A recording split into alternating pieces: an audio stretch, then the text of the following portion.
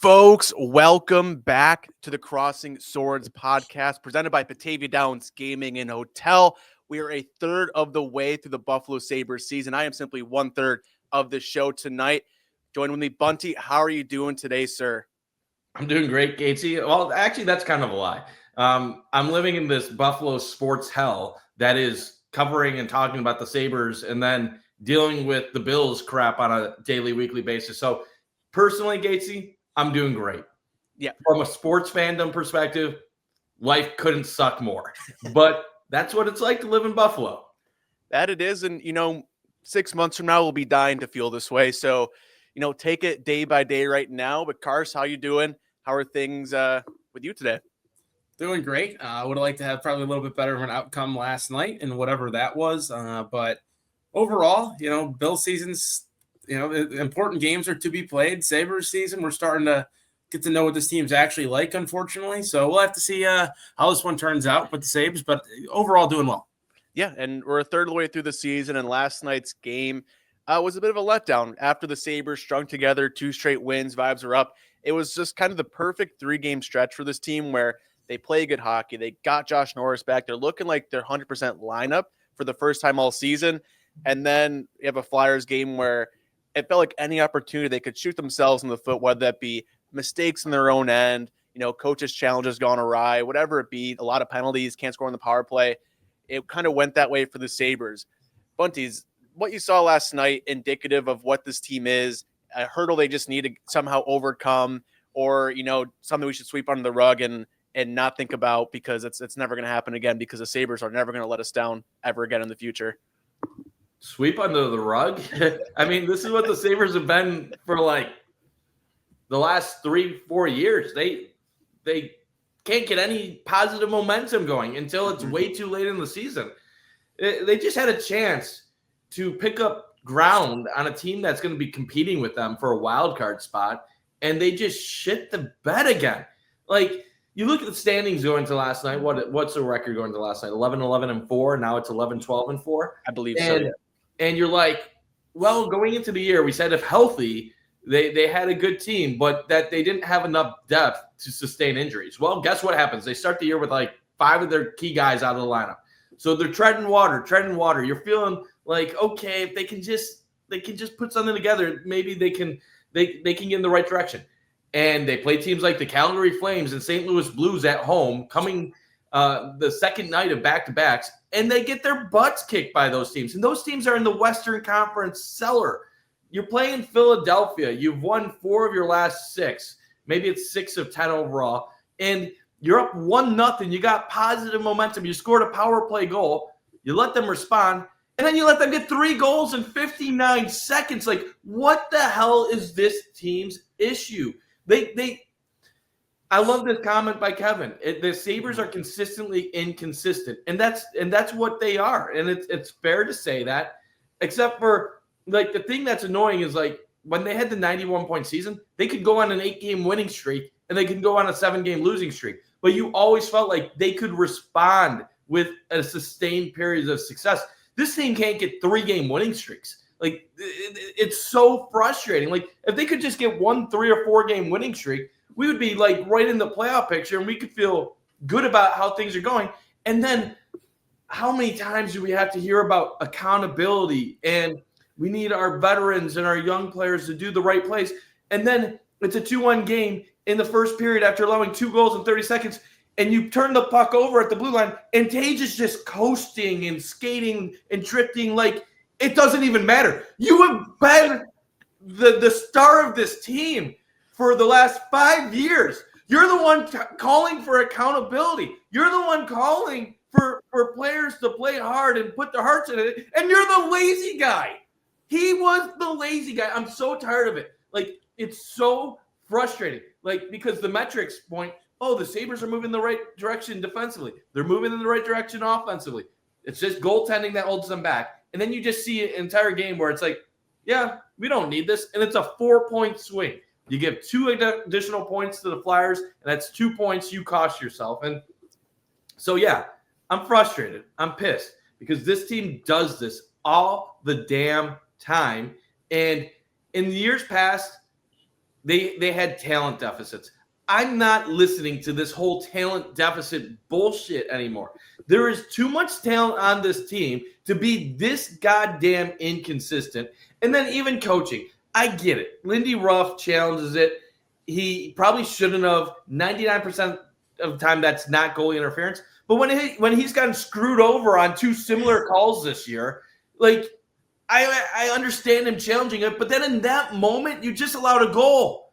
Like, you go 1-1 into the first intermission. That's anybody's game. Your team, your coach took a dumb challenge, but your team also let him down because they showed that they couldn't handle themselves when adversity struck, which means even with this more experienced team, they still do the same stupid shit that they did when guys like Cousins and Peterka were here. By the way, neither of those guys are really lighting it up either. So Kirk had a really good night last night. So if you look starting like yesterday afternoon, definitely I think he had 2 goals, 2 assists. But okay, even so then, like Kirk is great again. But yeah, I didn't not including last night. I didn't I mean, see his that's game true. last night. But Up until then, though, him and Bill were tied. There's too much talent on this team to have. Like, you'd think just one time they would get that 3rd win in a row. Just once. Like how mentally tough is it for them to get a 3rd? And even, like, the road records. Like, the Sabres have been good at home. And then you look at the road record, and you see all of their peer teams. They're all, like, 500 in points percentage on the road. And then the Sabres are, like, 2-7 and whatever. And it's like, it's hockey. This ain't football. You're not letting crowd noise get to you. This ain't baseball where you're in a completely different ballpark, or like basketball where like there's certain things to it. Like, this is hockey. Theoretically, it shouldn't make a difference if you're at home or away outside of like routine with like getting to your hotel and getting ready. And I'm sorry, Carson, for going on for like 8 minutes to start the show, but it's just so ridiculous. Yeah, I think you touched on some good points. When you look at the road record this year, it's been horrible. Two wins, both of those wins, not even regulation, one in the shootout, one in overtime. You have to be able to play on the road, plain and simple. And you look at it right now, they were 2-7-2 on the road. It's not going to cut it by any stretch of the imagination. I mean, the saving grace is they've been decent on home ice, but it's kind of weird. You look at Don Granato's teams, the thing with his teams where, hey, they were good on the road. They were road warriors, but they struggled at home. You look at since Lindy took over, team's been good at home, but they've struggled on the road. It's kind of a weird parallel there. And it seems every single time this team has a chance to get over 500, things go south for whatever reason. You lose the game or you lose 2 or 3 straight, and then you win 2 back in a row, get yourself back to 500, and just repeating cycle over and over again. It kind of reminds me of the team we had 2 or 3 years ago, and like the first 20 games in, not the 91-point season, but the year after that, the first 20 games, they couldn't get above 500, and then they had a bit of a losing streak, and they had to try to claw themselves out of that too. So more of the story, if you're looking at a glimmer of hope right now, they're getting healthier. They are getting healthier. Norris is back. Benson seems to be full-time now. Sammy is yet to have the fatal blow. Hopefully Justin Danforth comes back sometimes relatively soon. I've yet to hear really an update on him or much about him. But again, he's a guy in the bottom 6 who you can really place anywhere. Great penalty killer, can win you some face-offs as well. And hopefully they can get those guys, that type of player back. I think he could be really beneficial. And hopefully Greenway, first of all, hopefully he can improve his game because I know the team needs more from him. And second of all, hopefully he can get healthy and stay healthy. Because health was the moral of the story here. And then Michael Kesselring seems to be skating on his own. Hopefully he's back within the next 2 or so weeks. So right now, when I think this team is fully healthy, I do see a team that, like the models projected, are around 89 points. And I think that they will probably finish above 500 this season. It's only a matter of time until they get over that 500 hump. But right now, it's after a loss like that last night, it's devastating. You look at the goal that they scored. I do understand why Lindy challenged that. We got boned a few games in a row about goalie interference, and they score last night. And what seemed similar, again, probably should have challenged it, but of course, calling the ice stands on that, and then you get to delay a game penalty. Things just kind of boiled over after that and turned into some momentum swings, goal swings. You're playing from behind, and then Benson scores, and then because he was offsides by an inch and failed to regain possession of the puck, it's just one of those nights. I wouldn't read into last night that much. But a 4-point swing, like Bundt talked about, you lose 2, other team that you're competing against gains to, that could be the difference at the end of the season, right? So 100%. Overall, again, they're probably going to lose like the next game or two, and then go on a 2-game win streak, lose the one in overtime, then win the next game, find themselves back at 500. It just seems like an absolute cycle. But I know we'll talk about the road trip stretch coming up here and how bad they've been on the road, but all these games to me are winnable. Yeah, and the Sabres right now just remind me just like a toxic like boyfriend someone has where, they do something really bad. Then right after they say all the right things get better for a little bit, and they do the exact same thing again, say all the right things again. It feels like a constant thing with the Sabres where, they get punched in the mouth a little bit. They have some really good quotes in the locker room after the game that, we're not where we should be. Guys aren't taking this the level that they should be.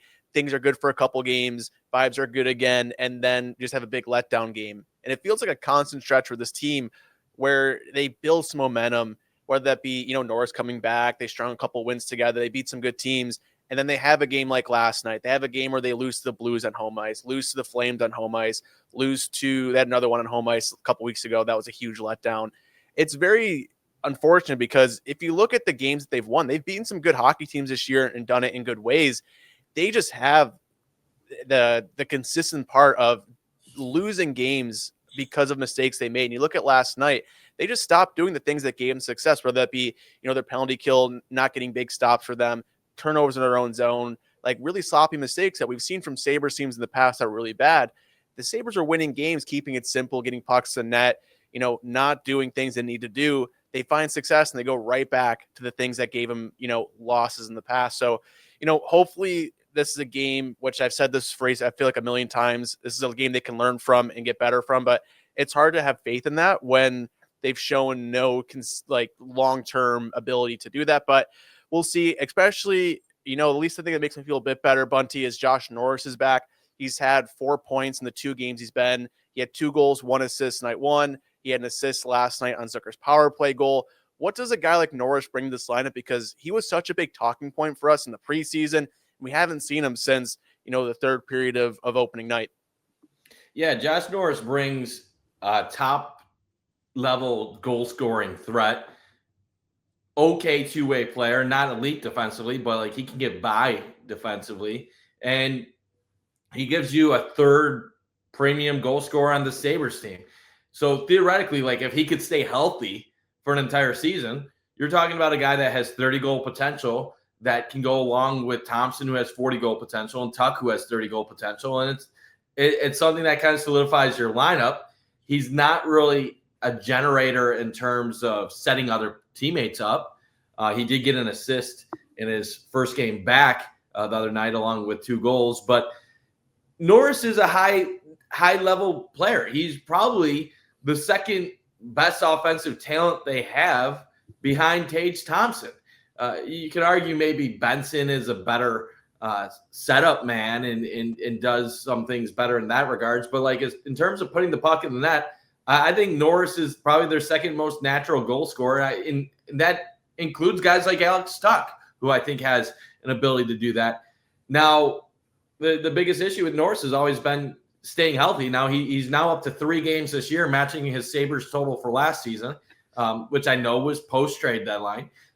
Let's see if we can get him to 15, 20 games this year. If so, and I'm joking. Obviously I'm hoping he can play 45 to 50, but it should be a different team when he's out on the ice. But we just have no reason to be able to count on it. And I know I said the opposite before the year, but that was before he got hurt literally on a face-off on the first game of the season. But it's Norris is one of those guys where the injuries early in the year are going to frustrate me in a month if the Sabres are still hovering and doing the same stuff. Because at some point in time, they're going to have to decide, are we going to be sellers in the trade deadline? Are we going to try to bring back Alex Tuck? And that Alex Tuck decision is going to play a huge role in terms of, are they in playoff contention towards the end of the year? Do they try to win? What type of message are you giving to Dahlin and Thompson? And I look at it, and I don't know if 1 month with him is going to be enough to really propel them in the right direction to where you can have a confident answer. And if you're approaching the trade deadline and you're still hovering a little bit over 500, a little bit under 500, and you're within like 6-7 points, you're going to be in a situation where you probably got to move on from Tuck. And then if you get hot without Tuck, you're going to be like, oh, I wish we had him. But at the end of the day, it's tough. He's a good player, but I don't know if it's enough. I just don't know, because this team just never puts it all together. And I don't know if they ever will. It's tricky to say, because last year they seemed like, to a certain extent, especially early in the year when they're blowing leads, they were a really fragile team. It seemed like when another team would score a goal and you were up by 2 or 3 goals, that things would come raining down, and it would at least look challenging for them to come out with a victory. And then you get rid of Dylan Cousins and you make a few big trades at the end of the year, and they finish strong and they look good. It's just been a team that's in historical past seasons have started the year slow, picked it up a little bit about Thanksgiving, and then all of a sudden suffer through whatever losing streak it is, and then they pick it up in February, March, and then give you a glimmer of hope, and then ultimately it falls short because other teams clinch playoff positions and everything like that. So it's difficult. You look at Norris through 6 games with the Sabres. I know last year, and then this year he has 7 points. So the offensive production's there, especially pair him with a guy like Tage and Seth Appert. I know he gets a lot of heat, but he was a big role player in that trade. And Appert loves Josh Norris. I think that those two probably work well together, and how Appert wants some of his forwards to play and how the power play works and everything like that. And I think it's a good fit for them. And for Norris, though, it's just all about health. It's as simple as it sounds. It's if he can stay healthy. He hasn't played more than 53 games in a season since 2021. He's never played a full season in the NHL. He did play one full season. It was a 56 game. Asterisks. Still, regardless, with him, it's just if he can stay healthy. If he's healthy, I think the team has got a shot offensively. Defensively, they've seen some improvement. Goaltending has not seen that improvement, unfortunately, correlate when it comes to expected goals and everything like that. That's an area that they have to be better, along with special teams. The penalty kill was red hot, but the power play is still mediocre, inconsistent at best. Now the penalty kill's fallen back to earth a little bit, especially after last night too. So it's tough to see. It seems like in the past few seasons, whenever they do one thing right, some other thing gives out. There's just so many ways they found a way to not reach the expectation or goal or hope for the season. Yeah, they always remind me of like a ship that's sinking. Don't think too deeply on the analogy, but they're plugging holes, and then a new one sprouts up. They take their thumb off one and put it on the other, and a problem they fixed returns. And it feels like that's exactly what's happening, where you get Norris back, you add some depth to your offense in terms of your line rushes, and they give up that goal trying to break the puck out. Tage, that big turn you talked about, Bundt not back checking from that. Like that's an issue that just can't happen. And for me, that's something where that can't happen, especially your top line. But, Norris brings a different dynamic to that top line, where Zach Benson hasn't scored a goal in 31 games. Like, that is such a crazy thing to think about. They said on the broadcast last night, I was like, I don't believe this for a second, but he's not, a big goal scorer. And he had one last night for about 2 minutes until the challenge went all the way through and it took it back. But if he can get that goal scoring out of Zach Benson, we've seen Tage Thompson start scoring again the past couple weeks, past month, really. Like that, getting that from the first line is big. Obviously, they were missing it last night, but it just adds a different dynamic to the team. Because if you look at the Sabres lineup from just a couple weeks ago, we had guys like Isak Rose and Noah Ostlund next to Tage Thompson. Now you have Josh Norris, Zach Benson there. It makes this team a lot better. You see Josh Stone now really elevating that second line. Like the Sabres lineup is more than just one line right now. It's just putting it all together where it feels like now, as long as they just don't do what they did against the Flyers, like they can find some success. They need to get some saves. But with Norris back to Bundt, that kind of changes things in terms of, the roster choices, the roster management. We saw Isak Rosén get sent down when I think Zucker returned. It was kind of a contention amongst Sabres Twitter on, was this the right move? We've seen Noah Ostlund kind of be a mainstay on this team. What do you see this roster looking like for the Sabres as we move forward? Because right now, the guys not in the lineup that you would quote unquote expect, you have Michael Kesselring and you have Justin Danforth. So whenever those guys come back or what it looks like, do you expect the Sabres to stick with Ostlund here? Do you expect them, to lean into their, veterans a bit more? Like, what do you see for the Sabres going forward? That's a tough one because Ostlund and Roseanne have actually played really solid this season in their opportunities in Buffalo. A lot of the Rochester guys have played well in Buffalo, and that has made me kind of reevaluate where certain guys should be on the team. Now, Danforth really didn't get much runway because he got hurt early in the season, but they obviously had plans of him being on their fourth line before he went down. So that creates an intriguing situation. The same thing with Greenway really not looking too solid. They obviously planned on Greenway being part of their fourth line, third line equation, but it doesn't look like he deserves to be part of that equation right now. So this is like the tough thing. Like sometimes the good thing about young players is they don't know anybody better. They just play freely. Mm-hmm. And at times last year, it looked like Roseanne wasn't ready for the NHL, but Roseanne and Ostlund have been solid. But can you rely on them long term at this point? And maybe the answer is no. And maybe the Sabres want to focus on them getting better still in Rochester. It's tough.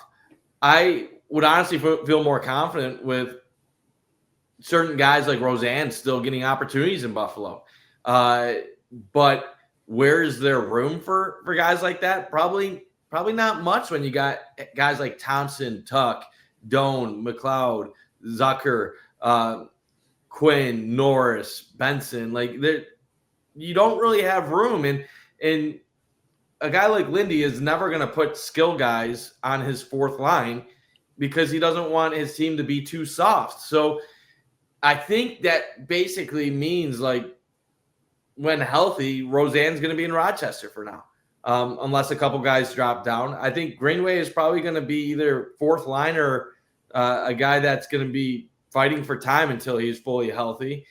Danforth, I think they'll give him an opportunity to earn a spot back there. But the thing I liked going into the year, and I'm not saying this was a deep roster by NHL standards, but by Sabres standards, it's deep, is that there was more competition, battles where people had to earn time. And then there was just so many injuries before the season started that the concept of earning your minutes basically went away. And suddenly you're seeing guys like Dunn and Kozak and a bunch of random Rochester Americans getting guaranteed minutes. I'd like it to get back to the spot to where outside of the known commodities on this team, it's players battling to get ice time in the bottom of the lineup. And I'd also say this, and this might sound harsh, but we saw it in St. Louis when Jordan Kyrou recently was a healthy scratch for a night.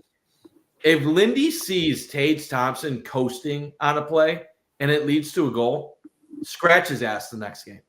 I don't care that he is the leading goal scorer on the team and the biggest sniper on the team.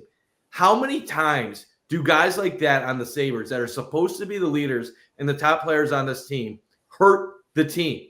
You want accountability? Hold the top guys on the team accountable. And if he then demands a trade, that shows a weakness on his level to where when you finally do hold him accountable, he doesn't respond properly. I think Tage is a leader. I think Tage is a good player. And this isn't just about Tage. This is a hypothetical where I'm just calling him out on one play. But it can be anybody on this team. We saw it with Kozak too. Yeah, if I see it's easier to do it when it's Kozak or a bottom guy like Greenway. But like the turnover Tuck had the one game where it's just sloppiness. And I get it. Bad things happen occasionally. You're not like perfect, but just unacceptable. Like you have the puck near the blue line, easy situation to get it out, and you hand them a goal. There's 12 players on the ice at a given time.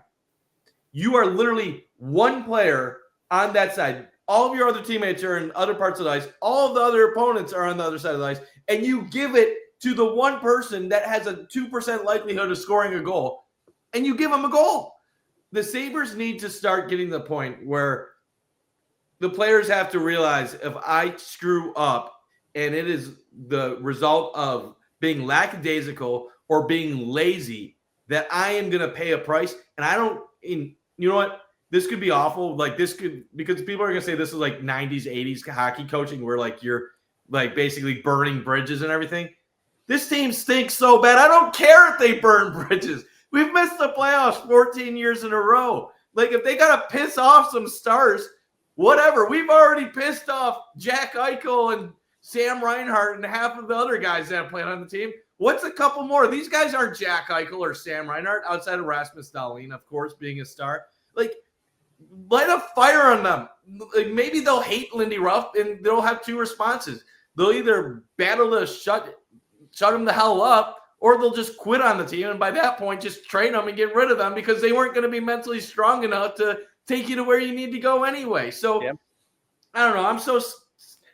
I don't want to say soft, but like, let's be real. Why is Peterka and Cousins not here? Because they were soft. They were mentally fragile. They didn't want to go through the burner. So, you know what? Give me an entire team of fourth liners. I don't know. Start having Dan Forth on the fourth line, Peyton Krebs on the first line. I don't care. We'll score that top line center. We'll score 50 goals a season, but maybe we'll get in like 2 or 3 fights a game, and at least that'll give me something to watch. If I'm not going to see a winning hockey team, give me some boxing action. Oh God. Yeah, I forgot exactly what Matthias. That's not joking, by the way. I'm joking. That's serious. I'm putting that on the quote card, Bunty. I forgot what Matthias Samuelsson exactly said a few nights ago, but it was something along the lines of there's too many guys coasting. Yes. And I think, hey, I don't think he's wrong. I think you look at the team, there are nights that some of these guys do take off, and you can't have that happen. It's got to be a full 60-minute group effort. You look at the outing they had against Winnipeg. That was tremendous. Hey, I get Winnipeg's they're on a tremendous downfall right now. Team meetings with coaches or players only and everything. But regardless, that was one of their best games I think they played this season, to pair with maybe that game against Toronto a few weeks back. But it's been consistency all year long, and they've been consistently inconsistent. I posted something out a few days ago. It was something like win 2 games, lose 2 games, lose 5, win 4 of the next 6, and then you get back, whatever it was, right? So it's difficult, and you look at the roster choices now. I know as of a week ago, there were some things going around that too many. Attaboy, Steve, great work, man. There were some things around Östlund possibly being maybe the first guy out, things like that, because he's still waivers exempt. It's going to be a difficult decision. Like, once again, I know it's our next subject, but 3 goalies. Once that extra roster spot would have been lovely to have right now. When you have Kesselring come back, you don't have to make a difficult decision. I think the easy choice right now is to put Josh Dunn on waivers. However, it's clear that they like him. They like the way he plays. But at the same time, who's more replaceable, right? It all comes down to what you value, what roles you have, and everything like that. I think when Danforth comes back, Dunn should be the easy go out. I think it's a little bit redundant. They play similar roles, not the exact same, but they're similar players. And it stinks to see guys like Östlund and Roseanne finally having their big moments, coming up to the show, and they play really good hockey after maybe an appearance or 2 in previous seasons where they just didn't look ready. They were out of place. They didn't have any chemistry with any of the guys, and all of a sudden it seems like that doesn't matter. They get sent right back down. In Roseanne's case, hopefully that's not the same with Östlund's case. Again, that was a week ago that I did hear some stuff like that, but we'll have to see. Östlund scores the shootout winner in filthy fashion. Oh, yes. He seems to be one of the more consistent guys that does come out and play, and rightfully so. He's only played, like less than 30 NHL games, so he still has to prove it. Chip on his shoulder to management, to the coaching staff, saying, hey, I deserve to be out there night in, night out. And as for some other guys, the goaltending situation has just been – it's been difficult to see because these guys are just as inconsistent. Like, I don't want to blame Ellis last night. He was hung out to dry, quite frankly. And at the same time, though, you do need to stop or 2, right? But then you have Luukkonen, who's looked shaky at times. I will say they do win games, oddly enough, even with his poor individual numbers. He's a decent win percentage for what he produces individually. And then you have Lyon, who started the year red hot, looked like he was going to be the guy. But guess what? Like every veteran backup goalie, there's a reason they stay in the league this long, and it's because he can carry you through a few games. But at the same time, there's going to be times where he falls back to earth, and you're really going to see that. And he's been like that just lately. He's struggled to get any playing time, and has struggled for these guys to have confidence. I'll toss this to you, Gatesy, because I know you're a former goalie, but I could imagine right now the 3 goalie situation, like Lindy said, is difficult on everybody, difficult to gain momentum, difficult to gain confidence, and ultimately it can hurt you in the win column. Yeah, it definitely and makes it difficult, and it's not just like a hypothetical because we're seeing it. Whether that be Alex Lyons' numbers completely fall off a cliff since UPL returned. I mean, Colton Ellis plays once in a blue moon. Like it's very difficult for a goalie to kind of get in that rhythm. Granted, these guys are pros; they're making a lot of money to be able to hop into a game and play well. But we've seen in UPL's career, he's at his best when he has the net and he's rolling. But yeah, I think we've done this 3 goalie experiment for a while. It's not working. I do want to circle back before we go too far into the goalie stuff of just, the roster choices right now. I saw there's a comment up here I was saving for now. A guy like Owen Power has been just on the Sabres bottom pairing right now with Jacob Bryson. Bryson has had, a great season, albeit for him, stepping into a role that he wasn't supposed to be in and being very serviceable. But there's been a lot of trade talk of, what on Twitter of what the Sabres do with Owen Power. They need to get rid of him. He's a bum. All this stuff you hear from fans. But we've seen things of Matthias Samuelsson having finally a renaissance in his career at the age of 25. But are you ready to give up on a guy like Owen Power, UPL, to bring in immediate help for this season? Or are you on the mindset, Bunty, I'll start with you, of, they're not killing this team of the fact that, we're not having Owen Power be our, defenseman one right now. Are you giving them time to kind of find their game, or are you getting ready to pull the plug on some of these guys? I'm getting concerned with Owen Power. Mm-hmm. Like something is not clicking for him. And this is how bad teams stay bad for a long time. They get top overall picks and they whiff on them.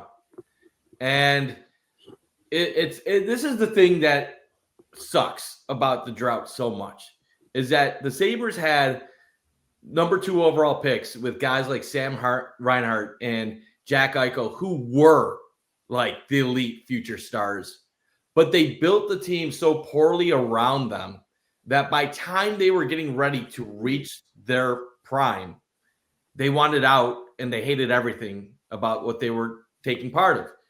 Then you get a couple of top overall picks and you get defensemen. And no offense, like offensive-minded defensemen aren't going to be what gets you to be the best team in hockey. Like you sometimes you need guys that are going to be defensively dominant. Like I would almost rather have some of those guys than what I have with our current group. And Dahlin's incredible. Like he is a top 5 defenseman in the NHL. But the frustrating thing is, like, there's been other guys like Connor Bedard, and then you see the kid in San Jose who is Celebrini, who's absolutely unbelievable. And you look at your team, and it's like, God, if we would have had a couple of those guys, maybe we could have constructed our roster differently, and we would have been okay. But at the end of the day, like, an Owen Power, you draft number 1 overall because you see his height, you see his body, you see his skill and his potential, and nobody else better. And we can fine tune that into something, but it doesn't look like he's gonna turn into that ceiling version of him, and that's why it's concerning. Is I think Owen Power is going to be a good NHL player. I think he's going to make an impact in time, but Owen Power is never going to be a Rasmus Dahlin, and he's never going to be that level of impact. And my concern now is this. He still has incredible value, and there's probably teams that are still willing to give up something quality to get him. But if you're the Sabres, you're not going to get in return what you're potentially giving up. But the longer he struggles, you risk not getting anything in return that is of value. So like Owen Power's 23 right now. You give him up, you might get something back that can contribute to your team, but it won't be probably a star, and it's probably going to be a prospect and maybe a pick or something.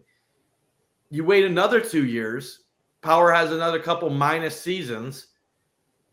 Like you might be getting just like an average, like decent prospect in return, and nothing more. Like, so like I'm concerned right now. Like as a rookie, he had 35 points in 79 games and was a +10. That was in the year the Sabres had 91 points. And the Sabres couldn't play defense that year, and he was a plus 10. The next year, 33 points, plus 8. And that was an 84-point Sabres team. Last year, 40 points, minus 13. He was horrible defensively, but he was at least putting points up. Yeah. He has 7 points in 26 games. Like, he's not even a factor on offense right now. Like, he is not even a factor. And then you combine that with how horrible he is at times in front of the net. If you're going to be his height at 6'6", I don't need you to be Ristolainen, going out of your way to check somebody and creating a 2-on-1 for the other team in the process. But I need you to clear a body out in front of the net and not just tap pucks in on easy rebounds, on easy deflections. Like, it's like this guy doesn't realize he's 6'6". And I don't need him to be Chris Pronger. But I need him to stop playing like he's 5'10". And in the beginning, I got really upset when fans would just constantly pound on him and pile on. But the more and more and more this continues, it's becoming more acceptable to. And at some point, I'm not saying he doesn't feel this responsibility, but at some point, as a former number 1 overall pick, you need to have this moment where you're like, am I this guy? Because I need to start showing it. And otherwise, he's at risk of becoming one of those number 1 overall picks that in 5-10 years, he's like, what, Eric Johnson or something, where you're like, yeah, like, good player, but like, didn't really do much. Like, he played a long time because people thought he had a good skill set, but nothing special. And that's my fear. If Owen Power continues down this trajectory, is he better than Mattias Samuelsson? Like Samuelson's very good right now. But that's the thing that bothers me. Like, we were going to give up on Mattias Samuelsson when in reality he has a 7-year, $28 million contract. Like, that's actually at this point value. The best contract the Sabres have. That's really good value. But like, we wanted to give up on him because he got annoying, and I was on the get rid of Samuelsson train. So, but like, if we thought like that way with Samuelsson, like, really the only reason why we don't kill Power now is because we're like, we got him under contract for 8 years, and he's a former number 1 overall pick, and we have our fingers crossed that like he'll eventually find it. He's not finding it right now. Like I would say him finding his game at some point this season will be the biggest determining factor in whether or not the Sabres can ever find some consistency and become the team that we want. If he developed into what he was supposed to be, or does eventually develop into what he's supposed to be, the Sabres can become a playoff team, and they can become one of the better teams in the Eastern Conference. If Owen Power continues to play as a third pair defenseman that deserves the same amount of ice time as Connor Timmins and Connor Clifton and whatever other Connors that play defense in the NHL, this team ain't going to go anywhere. They have too much invested in these guys that need to start effing playing to the level that is expected of them. I'm tired of these. I loved all these contracts when they happened, but this money going to guys like Dylan Cousins, Owen Power, UPL, and then unfortunately Josh Norris is included because he's just always hurt. I need some of these high-paid players that actually play to the value of their contract. And I'm not going to say Tage here because I love Tage, but also once in a while not coast during a critical moment in a game. Sorry, rant over. Yeah, to initially touch on the Power and to answer the question in a short way, I'm not quite there yet with him. I don't think you look at him, he's in his fourth full season. I just want to compare Rasmus Dahlin and Owen Power and say they're not comparable, because I want to phrase when Rasmus Dahlin was going to be the number 1 overall pick, he had generational status. He was the most highly touted defenseman in the last 10, 15, 20 years. And the offensive upside was was tenfold of what Owen Power ever had coming out of Michigan. So they should not even be in the same sentence together. I get number 1 overall pick, everything like that. But Owen Power, you look at him, he's in his fourth full season. When Dahlin was in his 4th full season, played 80 games, 53 points, minus 22. If I recall, a lot of fans that season wanted to trade Rasmus Dahlin too. Yep. Look at him now, top 10 NHL defenseman, if not top 5. Are you talking about did you say year 4 of Rasmus Dahlin's career? Dahlin also came into the NHL as a teenager, and Owen Power played a couple years in college. I understand. I'm just saying. That's because Owen Power wasn't a generational talent coming out of the draft. Fair. It was a weaker. It was a weak draft. If he wanted to, the option was there. I think he could have played his rookie season, and then God knows how it would have turned out. But he played 8 games that year or something like that. Put up 3 I think points. they learned from Dahlin too, not to rush him. Might as well send him back to Michigan, where he's on a good team and can dominate a bit. It didn't look great for Dahlin for the first few years either. I get used the teams that he was on were also generationally horrible. With that said, though, I think it is time to give Owen Power a little bit of time. I think the next 18 months are going to be a very big determining factor in if he's ever going to reach that top pairing defenseman that was a ceiling. I think right now the odds are starting to slowly go down on that. The guy hasn't scored or hasn't recorded a point in 10 or so games. His minutes have been cut drastically. It's never a good sign when you have your 4th year number 1 overall pick defenseman playing alongside Jacob Bryson. This was a year they brought Michael Kesselring in because he's going to be the guy that elevates Owen Power's play. You look at him, he's played just 20 minutes, almost less than 21 minutes a game. That's significantly less. The last 2 years, his minutes have been going down, and that's not a great sign. I think that tells you what the coaching staff believes in him, especially when he gets some special teams minutes too. And it's been a trend lately, even more significantly, that it's been on a 3rd pair. I'm still not ready to give up on him. I think a lot of the fan base is stoning him, putting him to the fence and everything like that, which isn't. It's not undeserved by any stretch of the imagination. He needs to get better. He needs to be better. In front of the net, he's a train wreck sometimes. Offensively, we've shown times where he's been brilliant. Last night, he's got a chance in the slot, make the game I believe it was a 2-goal game at that point in time, and he missed the net wide. Those are plays that need to be made. If you're going to be the guy, you got to be the guy. And it's just sometimes with him, it seems there's a lack of physicality. Everybody knows that. I think he's done a little bit better of a job trying to get in some of these scrums this year. Yeah. But at the end of the day, I don't think he's just got that DNA in him. So when he's going to have to find a way to be effective in some other way, shape, or form, whether that's his technique, which seems to be a little bit subpar at this point in time when he's in front of the net, especially, or offensively. And right now, he hasn't done much offensively either. So right now, I think it's going to be an ongoing battle for him the rest of the season to find out what his true identity is in the NHL. Can I just point out the irony that the Sabres' 2 biggest trades that they've made in the last year were for Josh Norris and Michael Kesselring, and neither guy is even seeing the ice for this team this season, while Josh Doan, who many of us thought was just the throw-in, is literally playing like amongst the best Sabres this season. It's just the ultimate Sabres irony.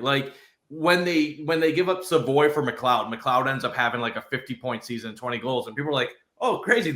How did that happen?" Zucker comes to Buffalo and he rejuvenates his career, and Zucker becomes a 20-goal scorer again. Mm-hmm. But then when you think you get a sure thing in Michael Kesselring, we can't wait to bring in this right-hand defenseman to pair with Owen Power, who's going to help elevate Owen Power to that next level that we all know he's going to get to, and then boom, injured. It's oh, well, so much for our plan for Owen Power. That went out the door this season. Who are we going to play him with now? Well, I guess we'll put him with Bryson, or guess Connor Timmins is available. It's like their entire plan got ripped to shreds. And even when Kesselring was playing, they weren't playing him with Owen Power. He wasn't good either. It was wasn't that the entire point of the trade? Yes. And you're just even when we get this talent, the term is Billsy, but it really should be Sabresy, because the Bills actually win games. They just lose when it matters. The Sabres, they can't even get to the regular season with the plan operating correctly. Like, it's just the irony is. In Power's defense, though, Kesselring has been a little underwhelming through his first 9 games. I think it's going to take a lot of time for him to get up to speed. But even in the few minutes that they were together, I don't think Kesselring's playing his best puck right now. No. Hopefully he figures that out down the road, especially when he gets back healthy, because the team's going to need it. Yeah. And that's the part that's most frustrating that was the biggest box we wanted checked this offseason. Everything we said like all summer on these shows and, in tweets was if Michael Kesselring can just elevate Owen Power to the next level, like this trade is a massive success for the Sabres. And the only thing we've been able to compare and get tangible results out of is Josh Stone, which is awesome that, that's been such a big takeaway. We'll take that in a heartbeat. But, this is still a big problem where you have Owen Power on this team. And the part that kind of concerns me a bit is you look at the Sabres captain, Rasmus Dahlin, who, like you said, Carson, went through similar struggles to start his career where he wasn't great defensively. He was having bad numbers. There's a lot of talk around, is this going to be the guy here?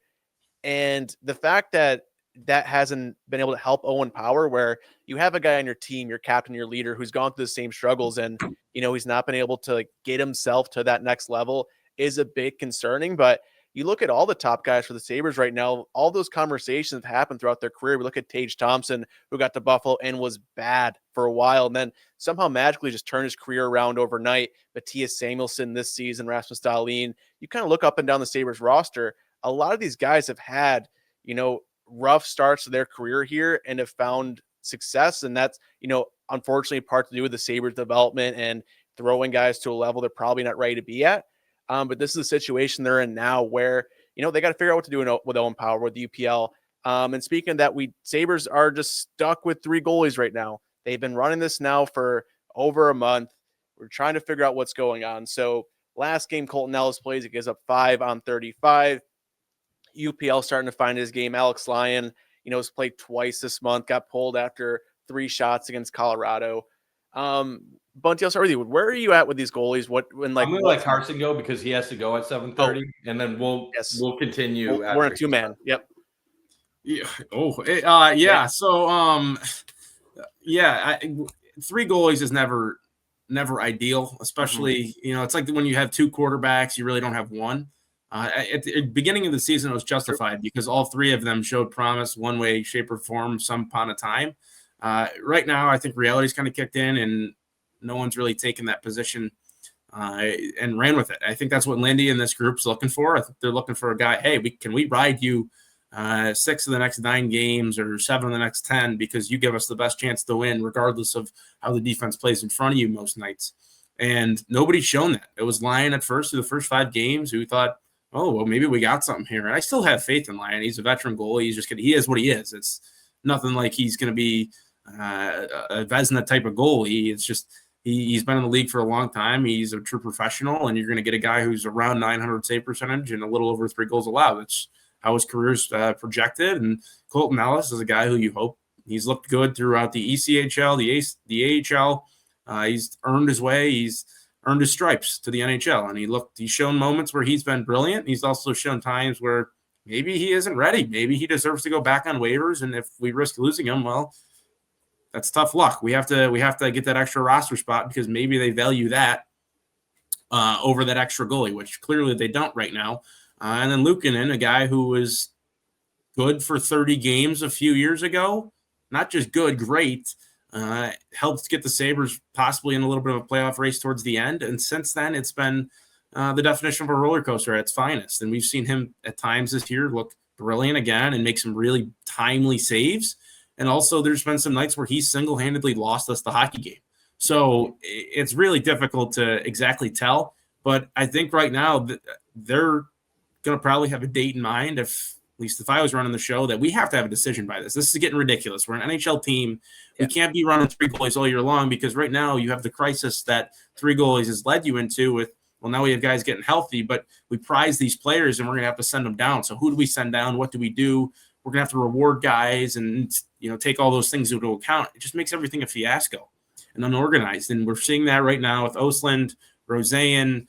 It's good that you're getting healthy, but it hurts that you're going to have to take some guys out of the lineup who've earned a right to possibly stay in the lineup, all because right now you have a big question mark in that. And I think we can all agree that maybe the goaltending position wasn't taken as seriously as it probably should have been in the offseason. I think Adams had a very underrated offseason, actually, with things that he was trying to go after and attack and make the team better. But the one thing that we all looked at was, hey, what's going to happen in net? James Reimer won the job outright last year for the final 10 games of the season. We can't have that happen again. If we're going to make the playoffs, we need better play in front of the goalies, which was their big priority, getting Kesselring, adding Timmins, Zach Jones even as well as a depth piece. And we're going to hope that that translates to the play in net, and it just hasn't. They've played better a little bit. I guess it's been very, inconsistent, but they have played better overall in front of them. The penalty kill looks great, and they've gotten some help from goalies on the penalty kill, but at 5-on-5, it just hasn't been good enough whatsoever. And I do think some of that can be thrown out there because they did not attack a proven type of guy to maybe take that crease over. I get Alex Lyon. Like I said, he's a veteran, but at the end of the day, you're still left with two other question marks, and they're still battling now with question marks in that. And it's hurt you, as you can see, not only logistically, but also in, the statistical win column. 100%. And I know you got to head out, sir, but are the Bonnies winning on Saturday? Of course, UB's bunch of frauds. The Big Four rivalries beginning 8-0. I don't care that you guys are 8-0. You guys have played Division III school. I get we're coming off a win over Bloomsburg, who in a way is kind of the blind and the deaf of the Division II basketball. Hey, name value right there, Bundt. Different team this year. Different team. Telling you right now, Bonnies are coming in, winning by 5 to 10 points, and then everyone's going to act surprised. But just saying right now, surprised the Bonnies are going to be favored by at least 5 to 10 points. Well, you're looking at me like I'm surprised, Carson. That makes no sense. It's not surprising if they do what's expected. You're looking at me with three heads. I don't care that Carson right now. This is Carson going into this weekend with the Bills. The Bills are favored by 5.5 points against the Bengals, but everybody's going to be surprised when they win by 6. No, because you delusional UB fans up there are talking about this team. Neither of us went to UB, Carson. I went to UB's rival. I went to Ohio. I know. And you know what, Carson? Unlike Bonaventure, which my Ohio Bobcats will play in Cleveland in a week. We'll win that game too. My school has won 3 times as many NCAA tournament teams as your school over the last 50 years. So actually, no, 4 times because we won in the 80s too. So you know what? You guys can enjoy your NITs and your other random tournaments or your play-in game wins against UCLA. I'm going to enjoy my Sweet 16 run while I was a student at Ohio University. I'm going to enjoy my NCAA tournament first-round win over Georgetown. Ron, what's the enrollment at Ohio? I'm just asking. You know, Bonnies fans always go to this. What's the enrollment? Yeah, because that's basketball of our size. We've done more than any other team of less than. Improve your enrollment, then. Get more students to go there. We are, and now it's a housing crisis. It's ridiculous. Anyway, I got to bounce, guys. Have a great night. Thanks, Cars. Good to see you. Oh God, that was fun. I'll give you my goalie thought process right now before I alienate the entire show. It was the right approach to start the season. It's quickly becoming a concern as you continue to have horrible goaltending by all 3. Early in the year, Alex Lyon was playing very well. Insane. And the thought was, who's going to back him up? Now Lyon has gone from playing insane to playing insanely bad. And your question was, okay, UPL, we want to challenge you, have you win the net. Well, UPL clearly hasn't won the net. But on the other side, you give an opportunity to Colton Ellis, who's had a couple good minor league seasons in a row. Mm-hmm. Show us what you got. Let's see if you can make it in the NHL. And he clearly doesn't have it right now either, which then brings up the question of, is Devin Levi the best goalie in the Sabres organization? And the problem with that is he's not doing well in Rochester either. And they want to develop him, and it's just like, oh my goodness. Like a couple of years ago, The Athletic ranked the Sabres goalie situation as the 3rd best in the NHL going forward because you had UPL coming off a great year, and you had Levi in the wings. It looks like AJ wants to come on the I show. can send him a link. Let's get AJ the link here. And it's just they just can't figure it out, man. It's frustrating at this point with the way Colton Ellis is struggling. I think you give it maybe the end of December, and if he doesn't show any improvement from where he's at, you probably have to commit to UPL Lion and do a 50-50 split with those two. And because and maybe you try to throw Ellis to the minors and hope nobody claims him. Because here's the thing. The thought was that, St. Louis will claim him in a second. I don't know if that's a guarantee right now. We've now seen him in some NHL action. He really hasn't stepped up to a high level. Maybe somebody would claim him. I don't know if it's a guarantee if that's the case. But at this point in time, you probably need to make a change at some point. And the way it's going, I wouldn't even hate seeing Levi at some point down the road if they continue. If the Sabres continue to get horrible goaltending, at some point you might as well try him out during the season if they're out of contention and they don't have anything rolling, because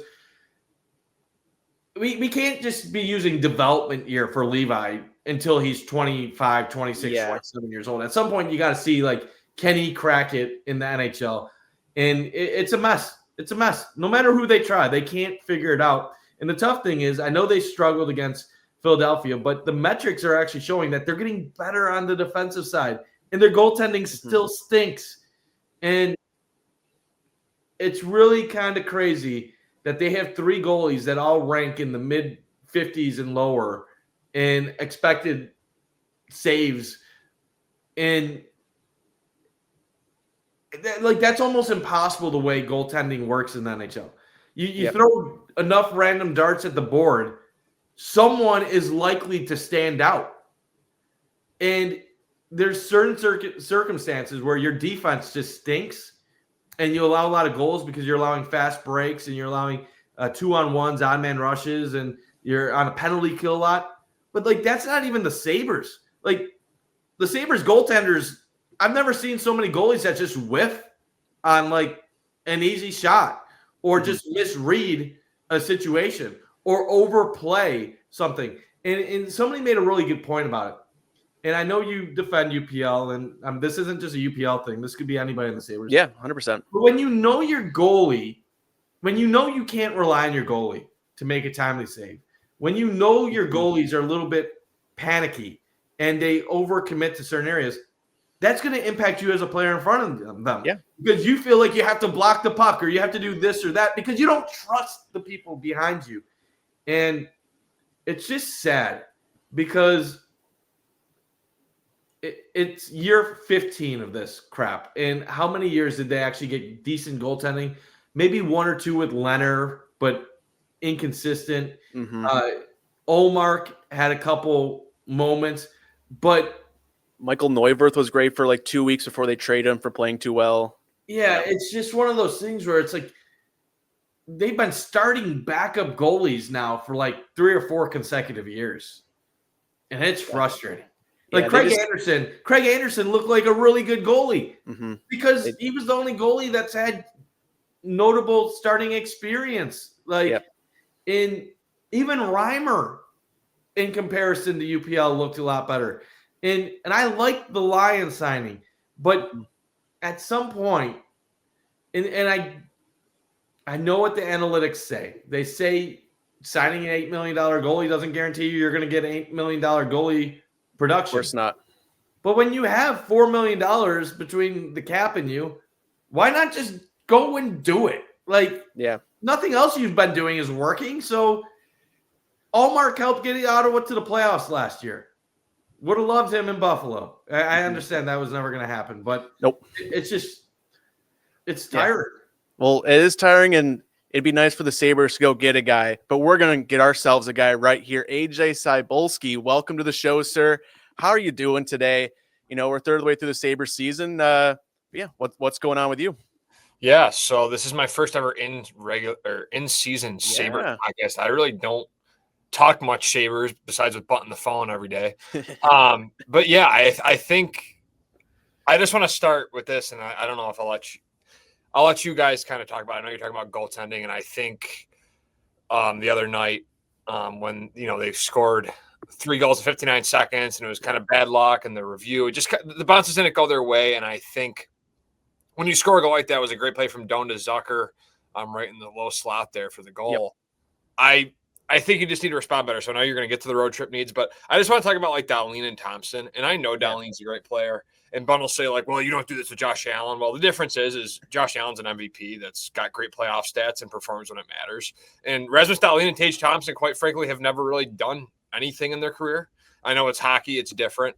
But Tage Thompson last night, just lackadaisical. I'm sure you already talked about this, but just so frustrating to me. Every time I turn the game on, I know he's got scoring upside. Me and Mike talk about this all the time. His ability as a scorer is great, but not that he doesn't have the grittiness, and I can't judge grittiness because he fought that guy from New Jersey and stood up for his team and took accountability himself. But I struggle with those two guys, and maybe I'm putting too much pressure on them because I have these expectations and high expectations for him. And I think Dahlin's a great player, and without him, they'd be nothing. But the turnover, the dirty hit, getting ejected, and then combined with Tage Thompson, playing lackadaisical, it's hard for me to be okay with that. And I feel like at times when I watch the team this year, I know they're better with those guys in the lineup, but there's still too many times where I feel like they let them down and there's lazy turnovers or they're trying to do too much or a stupid penalty. And I get it. Dahlin's trying to make the good play. He's trying to do a lot back there. He's on the ice all the time. But that's just my thoughts as of now in terms of that. I want more from Dahlin and Thompson on a consistent basis. And if you get more from those two guys, I think that's how you get – I know you're going to get to the road trip, but I think that's how you become better on the road is those guys showing up more consistently game in, game out. 100%. And that's kind of been oddly the Sabres issue this year is their depth have been the ones carrying them through a good chunk of the season. And we've just been wanting more from the guys that have carried this team, through different stretches of the past, 3, 4, 5 years.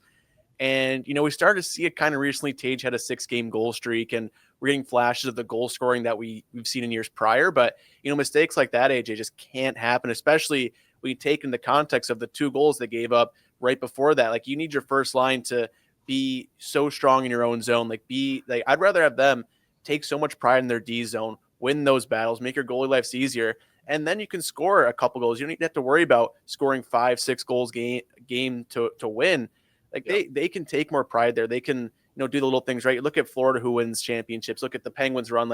Their top players care about both ends of the ice. They're winning each blue line battle, and unfortunately, that's not happening right now for the Sabres. And Bunty, they have this big road game trip ahead, 6-game road trip there, 0-1 in this. The Sabres only have 2 wins on the road this season. They both came in a shootout. What, on this road trip, what are you going to need to see from this team? But even record-wise, after you get through this 6 games, if this team is 500 from that point, would you take that and be happy? So what do I need to see? Yes. I need to see a victory, a win. That'd be awesome. Preferably at least one, probably more, honestly. They're already 0-1. So, think about it. They go into the strip, they're 11-11-4. So, if they're 3-3 during the strip, say they get 6 points, they'll be 14-14-4.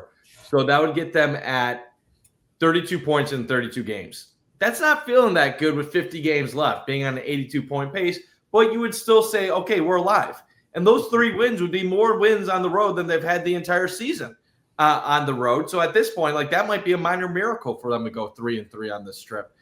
I don't know, as I said earlier in the pod, I don't know what it is about this team that they can't play their same brand of hockey on the road as they do at home. I know there's routines. I know there's you're staying at different hotels, you're doing different things. There's nightlife, and it's different than the comfort of going to your house and being with your family or being with your friends and stuff like that. But you don't see all the other teams in the NHL struggle the way the Sabres do on the road. So something's off. I don't know what the hell it is. It's frustrating.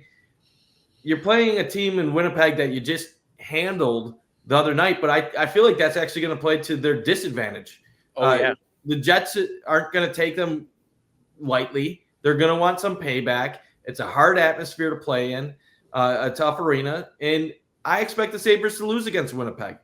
And you play Vancouver and Calgary. Those are winnable games. Seattle, the Sabres just don't do anything against Seattle, so just write that up as a loss. And, like, I don't know, man. Like, I look at their schedule, and whenever I see a stretch like this, I'm like, if they were a normal team, these are all winnable games. But the Sabres aren't a normal team. And if the Sabres played all these teams at home, they could go 5-1 during a stretch like that. Not that they would, because it would have to go 2 wins, lost, 2 wins. No, I guess 5-1 wouldn't be possible with the math. But the point being, they got to go. They got to go at least 3-3.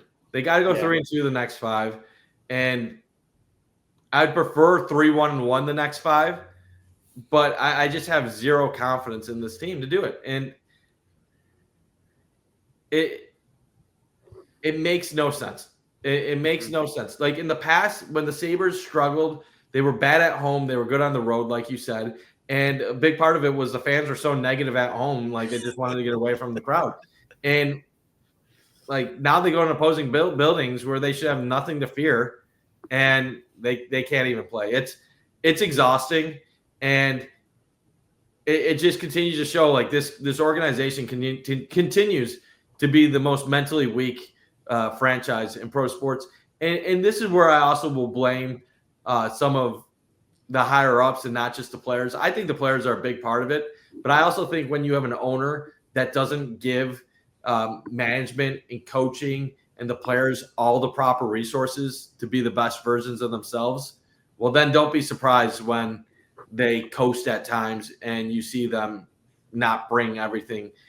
I just don't see the continued fight at times that is needed to be out of a winning NHL team. I think to win in the National Hockey League, skill is obviously a huge part. Yeah. But I think effort and want to, more so in hockey than maybe any other North American professional sport. I think want to plays a big part of hockey. Basketball, you're talented or you're not. You're tall, you're athletic, or you're not. Baseball, you can hit a 99-mile-per-hour fastball or you can't. Football, you have Josh Allen at quarterback or Patrick Mahomes, or you don't. Hockey, you got to go in the battle. You got to go in the corners. You got to be able to snipe. You got to try. And I mean, the biggest cliche in hockey is hard work beats talent when talent doesn't work hard. And I mean, we're seeing that now with the Sabres because the talent's there. I just don't think the Sabres put consistent efforts out there. And I'm not saying they don't try, but I don't think they respond well to adversity. And at some point that becomes what you're defined by. Like it used to be like whenever they would play themselves into contention, they would lose like 3 games after that. You're not 20 years old anymore. You guys aren't 22 years old. They're not 23 years old. We're talking about guys like Tage Thompson that are closer to 30 than they are 20. Mm-hmm. Grow the hell up. Like, mature. AJ wants to laugh. But I'm just so sick of this shit. Like, I'm so sick of it. They're pathetic. They are pathetic. Yeah, just to add more to Mike's point. I mean, 500 would be fine because, like Mike said, I think that keeps them, I guess it gets them to an 82-point pace, and maybe they get hot at some point. And they can consistently start to stack some wins or some, quality hockey games together down the stretch. But I think in order for them to, like the last game against Philly, like you score a goal and then you're on the road in this situation, and then you have another power play, and then a minute in you take a penalty to go to 4-on-4. And then I think they were at maybe a 5-on-3 at one point.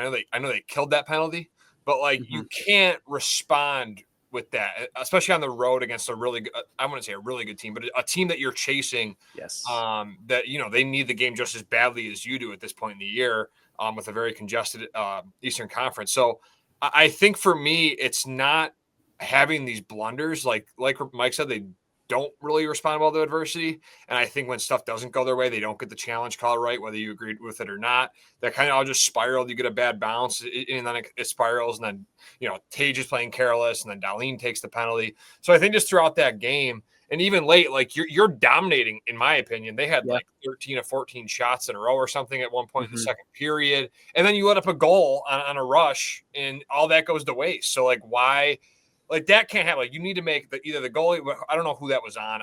Wasn't paying that in tune, but the goal can't happen there. Like you can't play that good for that stretch on the road. You score a goal, make it 4-2, and then you're continuing to, and then you just let up a goal. Like that can't happen. So I think the quick goals, playing consistently, not letting these, blunders happen where you're allowing games to get out of reach against good teams.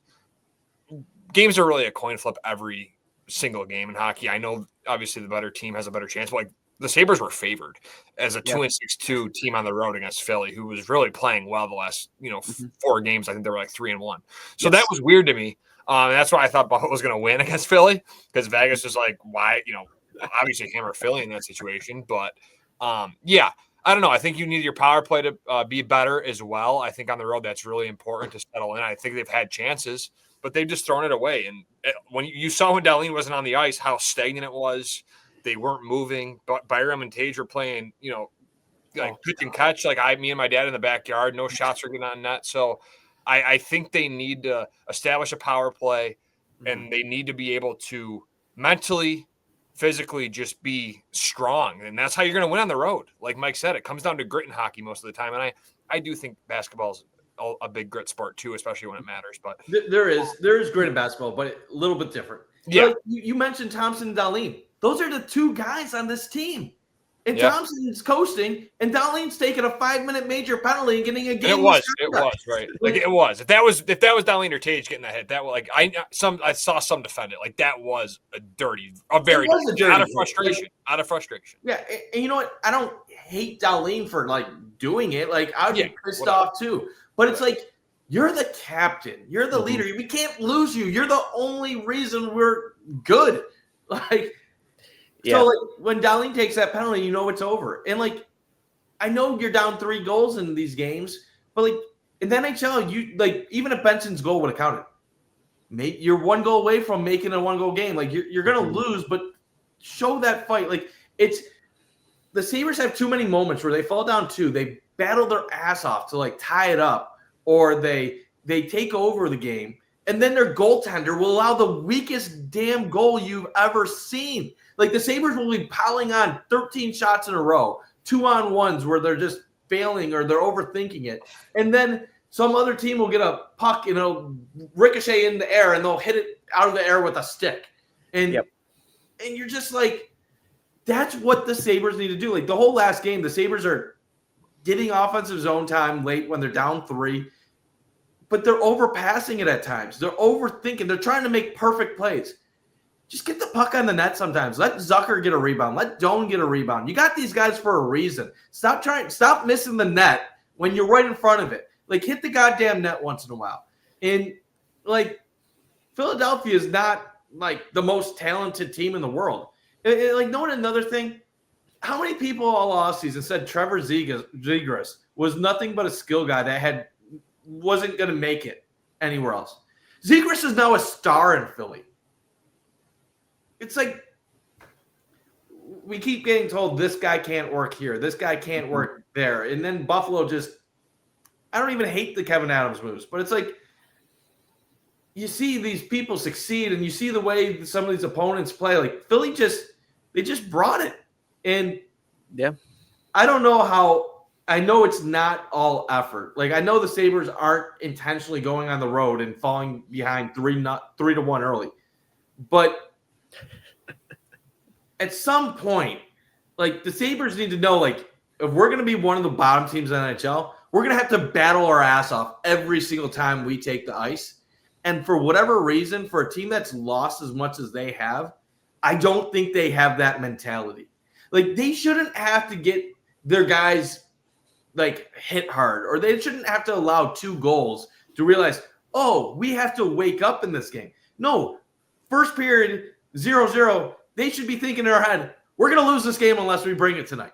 Like, you're not good enough to win games when you don't bring it. And I understand that nobody's going to bring it 100% of the time.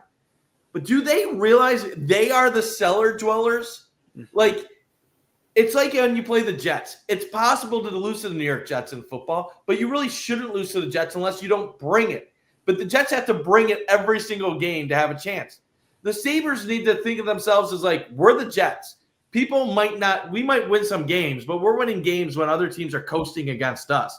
We can't get overconfident because we win a game 5-1 when a team didn't bring it against us. We have to bring the same mentality every single game. And for whatever reason, like this lineup doesn't. And I think some of it is when you have guys that rely on skill rather than grit, they don't have the mentality of we can adjust our play. That's why Josh Doan is significant to the Sabres' future, because he can switch between both of those. But the reason the teams in the 90s were so fun to watch for the Sabres was they weren't skilled. But they battled their ass off, and they had great goaltending. And this team is the exact opposite. Yeah, I mean, that's the thing that's the most frustrating right now, Bunty, is we see that ebbs and flows of it of, when they lose a couple games, vibes are bad. They somehow figure out, our backs are against the wall. Let's bring it. We saw that against the Wild when they beat one of the top teams in the NHL, a team that was 9-0-1 coming into that game, and they beat the brakes off them, basically. They dominated the game. They were hard to play against. They play that way for a couple games, and then they switch what's working and try to play a skill style of hockey. And you think after like the 15th time of this happening in the past couple of years, they would avoid it. But yeah, shout out Bunty, giving the people what they want.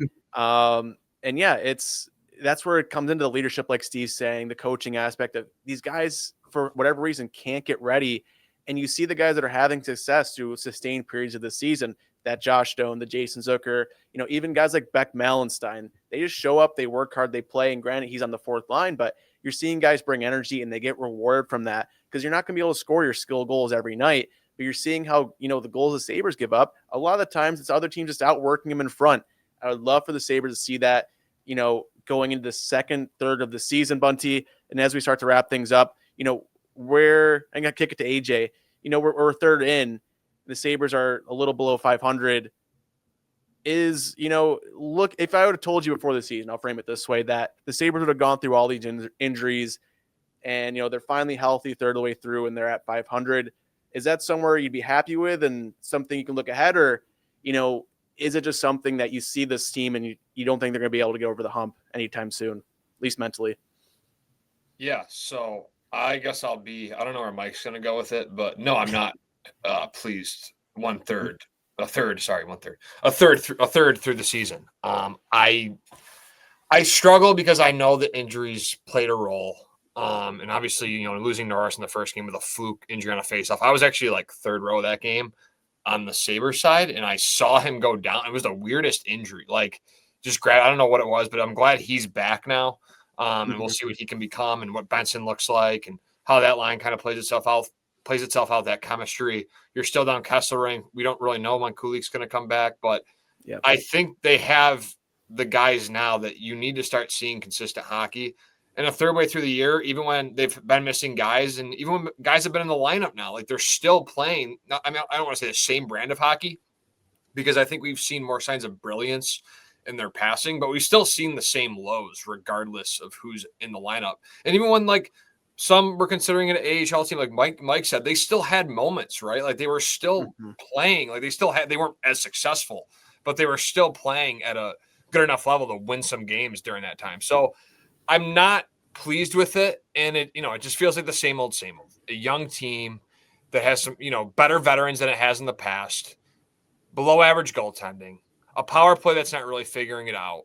And, your penalty kill is doing well, but will that keep up? We'll see what that kind of looks like. I think they're doing better, much better. Obviously they're, really improved in that, but I don't know. I struggle with it. I still think there's a conversation. They won't fire Ruff.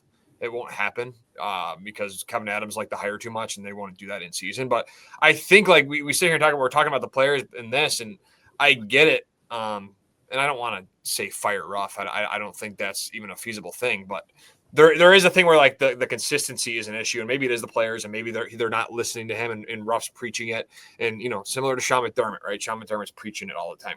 We can't be this inconsistent. Our backs are against the wall, he said this week. So I find it hard to, but I think with the, we're talking about like motivation with this team. Sometimes we're talking about the mental weakness, the inability to play consistent hockey. I think maybe that can fall on the coaching a little bit. And I get it. The signing or the hire seemed good at the time. But we'll see how the season plays out. It's the third way through. They're still in, a tight race in the Eastern Conference for that wild card spot. Mm-hmm. And I'm hoping that as they get healthier and they figure out the power play, that they can show me a spark where like I can sit down on a February night while I'm student teaching after a long week and like watch a meaningful Sabres hockey game. Like that would be great. And that's really all I'm asking for. If they fall short again, last time I was 8 years old. Oh, well, like I was 9 years old. Well, April's here. All right. Time to wait for Bill's training camp. Like that's just kind of where I'm at. I hope they turn it around. I think they have the talent to do so. But I think mentally and the mentality and the consistency needs to improve, or else this team is going to be firing Kevin Adams and Lindy Ruff in April or May, whatever the season is. You know, it's really bad. I had some takes like a few years ago that like the Sabres were about to be like an elite team in the NHL in a few seasons. You were saying the P word. That was like, those were horrible takes. Those are amongst my worst takes I've ever had in my life. Like, I had to listen to them every single day. No, I take pride in my football takes because I will say, like, I think I'm pretty good with those. But with the Sabres, it can sometimes, you never know. You never really know. I struggle because sometimes I'm like, is it coaching? Like, is it the players? Is it management? Is it ownership? And like, this is the thing that I struggle with. They had Don Granato, and they were going south. They've got Lindy Ruff, and they've gone further south. I feel like the talent is better now than what it was with Granato, but the results are worse than what they had with him.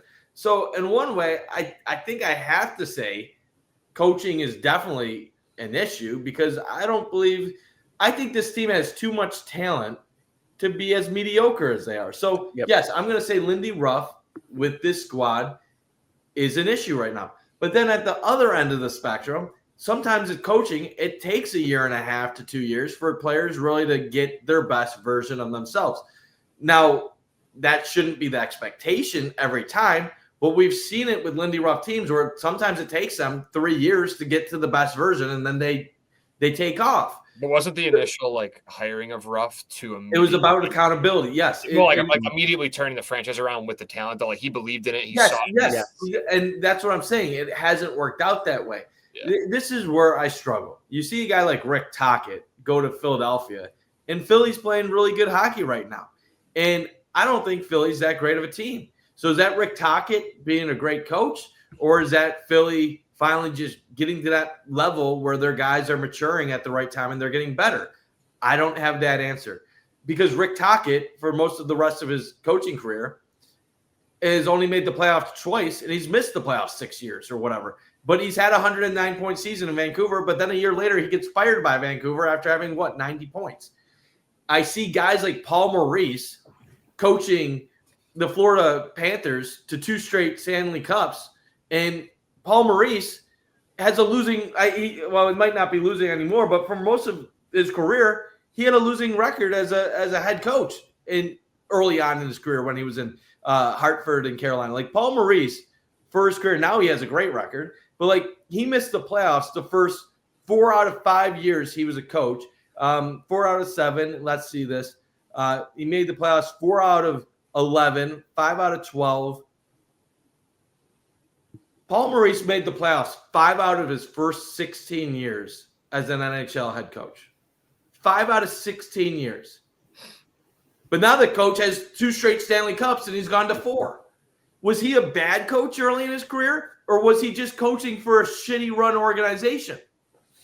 He was coaching for a shitty organization. He had the hockey knowledge. He knew what he was doing. But yes, there's also a level of growth and maturity and development that he had as a person, as a coach along the way. What I struggle is this. They have fired coach after coach after coach. They had Lindy to begin the drought. Then they fire him. They've had Ted Nolan. They've had, I don't even know who the one intern, Ron Rolston. Ed Rolston there, yep. Dan Bilesma. You go from him to Phil Housley. You go Kruger. You go Granato.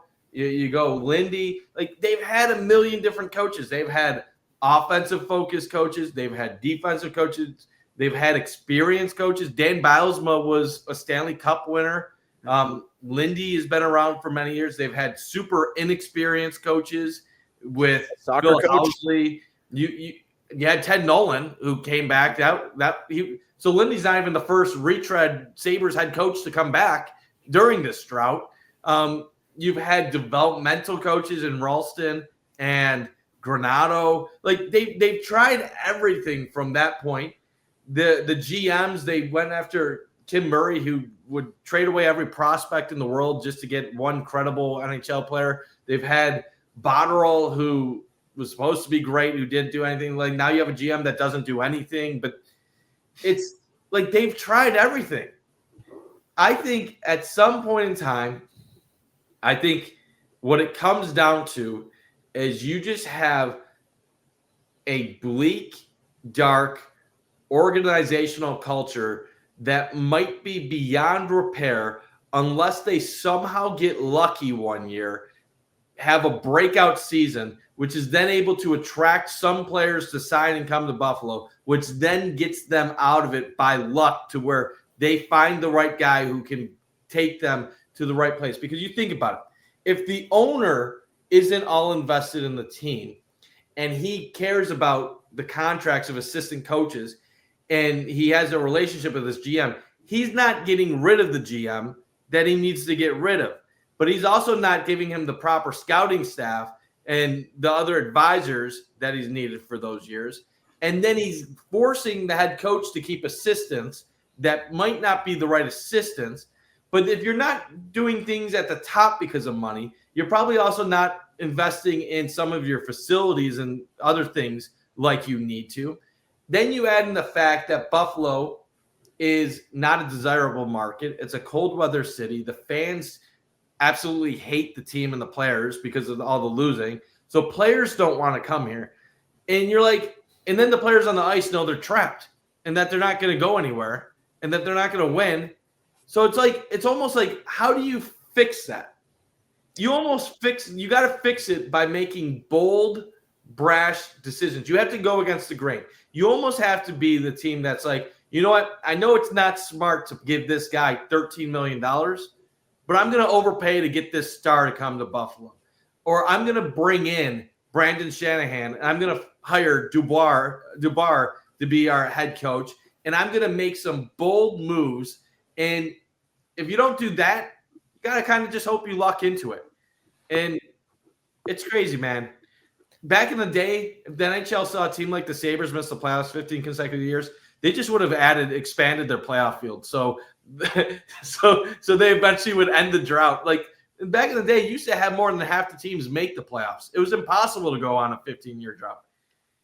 Yeah, and the thing too, Bunty, with coaching is it's not like they brought in Lindy Ruff to be the long-term solution. He's just simply a stopgap until they bring up Seth Appert to be the head coach. And, you know, you'd expect Lindy to be the guy, and they brought him in to turn things around culture-wise. That's been the big buzzword in the building the past, really the last decade. But, they wanted Lindy to be the guy that turned things around. But, AJ, you said it's the same old Sabres, and we're seeing that when, we could make excuses earlier in the season because they were missing their top guys. You missed Dahlin for games. You're missing Kulik, Benson, Zucker, Norris. And now that they're all back, you can't make those excuses anymore. You go into Philadelphia with a 2-game win streak and have a performance like that where it's mental. It's, it's not because they're getting beat because they don't have as much skill as other teams. Like, you would expect the Sabres to lose to a team that has a lot more skill. It's much more experience. But to get beat that way by the Philadelphia Flyers, a team that was also trying to throw that game away as well with all the penalties they took, all the mistakes they were making, it was a battle of teams of who could try to lose this game the most. And the Sabres won that game by a mile. So it's unfortunate on that front. And that's where, at least for me, it's most frustrating because if you looked at it in a vacuum and all the stuff the Sabres have gone through with missing guys, and they're at this point to be like, okay, you still have 2/3 of your season left. But now that you have guys back, it's not like things have changed drastically. They're 4-3 since Jason Zucker's come back. They're 1-1 since Norris came back. It's unfortunate from that point, and you don't really have the thing in your back of your mind like, oh, this guy's coming back soon. They're going to get a big jump in production. They're going to be a lot better. It's like, okay, you got Michael Kessering coming back soon. He hasn't been good when he's in the lineup. You have Justin Danforth coming back, which, he's a good bottom six player for the Sabres. He's good on the kill, but he's not. If Justin Danforth is the reason this team is good, that's very concerning. And yeah, it's very unfortunate with Yuri Kulik as well. So, it's just on that front, guys. It's very, very, very frustrating to see. But again, we have 2/3 of the season left. This is kind of the gateway of this road trip. This is what we've kind of been building towards. Of if they get through this road trip and it is bad, then that's kind of it. We saw the Sabres last year at this point in the season go on that 13-game losing streak. I'll give this team credit. They've had points in the season where they could have snowballed and let everything completely fall apart to that extent of a massive losing streak, and they've avoided it for the most part.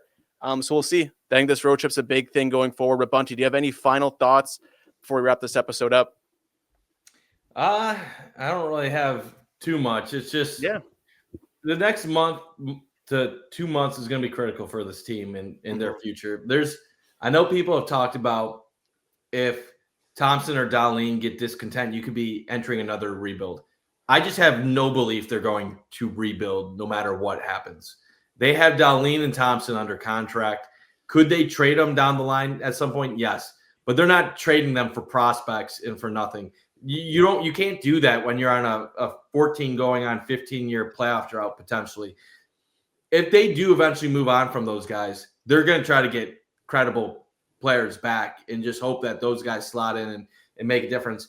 What I'd say is this. It doesn't sound like Tuck is moving in the right direction with his contract talks. So you really have a month and a half to see, are we going to be in playoff contention or not?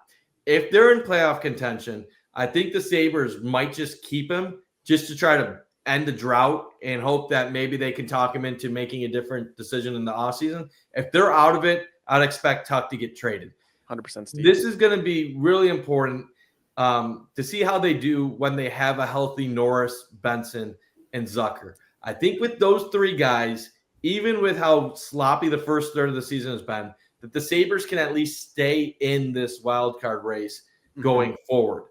But the key is going to be not going on long losing streaks. If they can keep their losing streaks down to 2 or a max of 3 and get an overtime performance in there, they'll be able to stay in it if they can put some wins together.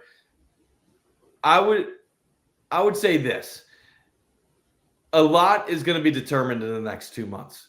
You have Kekalainen already watching things. Lindy Ruff and Kevin Adams' contracts expire at the end of the season. If this team truly cares, you're going to see fight in them going forward. If Thompson, Tuck don't want to be here going forward, I think you'll see some coasting and you'll see things get really ugly. How they handle their next losing spurt will show me which guys want to be here and which guys don't. And I will say this, and this is going to be a horrible thing to say, and I've said it, it's been a theme of the show, and I'm going to sound like the a-hole that's too hard on the only sniper on this team. Thompson needs to show me that he really actually wants to win more than scoring 40 goals. Because at this point in time, Thompson might as well be Rick Nash to me. It's cool that he scores. It's cute. It's fun. But what he does on the ice doesn't lead to enough wins. And I don't care if he gets 2-goal games, if once every in a while and they get a win. If it means that he'll then go on a 6-game streak of no goals and he'll coast and he'll turn the puck over and lead to opponents' goals. I need Thompson to be a star.